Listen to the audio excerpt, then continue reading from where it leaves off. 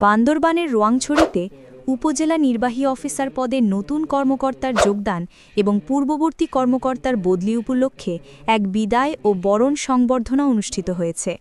বুধবার ২৪ সেপ্টেম্বর উপজেলা প্রশাসন ও অফিসার্স ক্লাবের যৌথ উদ্যোগে উপজেলা পরিষদ সভাকক্ষে এই অনুষ্ঠানের আয়োজন করা হয়। অনুষ্ঠানে বিদায়ী ইউএনও মোহাম্মদ মেহেদী হাসান কাউসারের স্মৃতিচারণ এবং নবাগত ইউএনও তাজমিন আলম তুলিকে উষ্ণ অভ্যর্থনা জানানো হয়। অনুষ্ঠানে বক্তারা রোয়াংছড়িতে ইউএনও হিসেবে দায়িত্ব পালনকালে মোহাম্মদ মেহেদী হাসান কাউসারের কর্মকাণ্ডের ভূয়সী প্রশংসা করেন। তারা বলেন, জনাব কাউসার তার সততা, নিষ্ঠা ও আন্তরিকতার সঙ্গে উপজেলার সার্বিক উন্নয়নে গুরুত্বপূর্ণ অবদান রেখেছেন।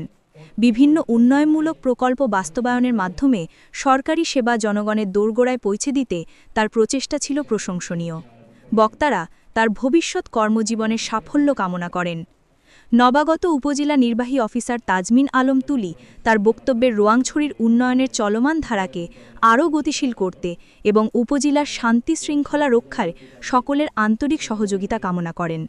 তিনি বলেন, বিদায় কর্মকর্তার রেখে যাওয়া ভালো কাজগুলো কি এগিয়ে নিয়ে যাওয়াই হবে আমার অন্যতম লক্ষ্য।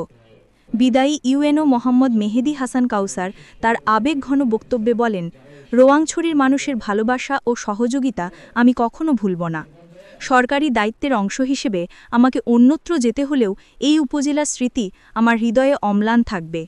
অনুষ্ঠানে অন্যান্যদের মধ্যে উপস্থিত ছিলেন উপজেলা কৃষি কর্মকর্তা মোহাম্মদ এহসানুল হক, রোয়াংছড়ি থানার ভারপ্রাপ্ত কর্মকর্তা মোহাম্মদ সাকির আহমেদ, প্রাণিসম্পদ কর্মকর্তা ডক্টর মোহাম্মদ মেহেদী জামান, শিক্ষা কর্মকর্তা মোহাম্মদ কামাল আহমেদ, ইউইটিসি ইনস্ট্রাক্টর মোহাম্মদ মমিনুল ইসলাম, সহকারী শিক্ষা কর্মকর্তা মংসিংনু মার্মা, ২ নং তারাছা ইউনিয়ন পরিষদের চেয়ারম্যান উনুমং মার্মা এবং ৩ নং আলেক্ষং ইউনিয়ন পরিষদের চেয়ারম্যান বিশ্বনাথ তঞ্জঙ্গা।